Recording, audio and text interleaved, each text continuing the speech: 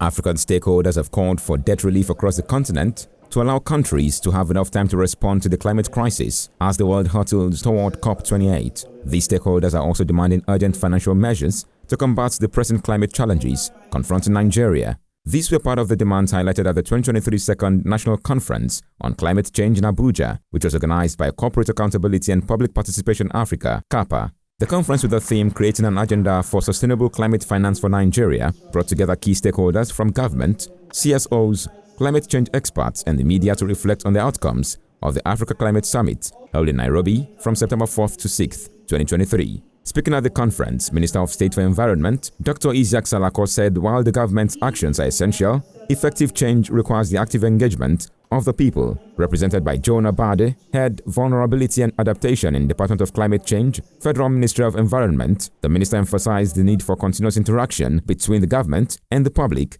to foster idea exchange, enhance awareness, and ensure mutual understanding of government initiatives. The Nigerian government is fully committed to addressing climate change and promoting sustainable climate finance. Also, working towards our national determined contribution NDCs and the global climate goals set out in the Paris Agreement.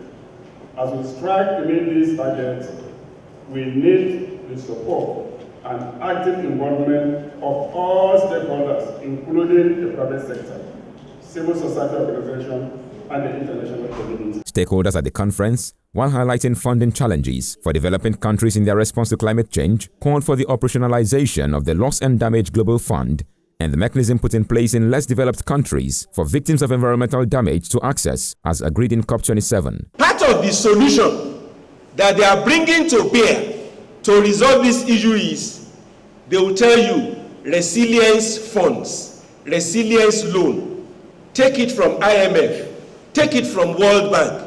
A country that is already sinking, taking a loan with high interest rates, tell me, how will they come out of it? Other participants expressed deep concerns over the rising debt crisis in Nigeria and Africa. They added that debt service and payments are exacerbating the climate crisis. And this will accelerate over the coming years unless progress climate finance, waste structure, loss and damage mechanism are institutionalized and appropriately and effectively managed.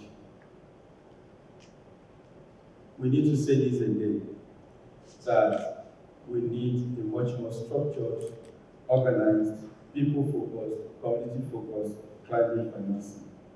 And it's on that basis that the theme of this year's conference is creating a sustainable climate finance for Nigeria. And also, yet again, here we'll consider the import of the Loss and Damage Fund to address not only historical liabilities, but also imminent infractions. Of the Lagos State University.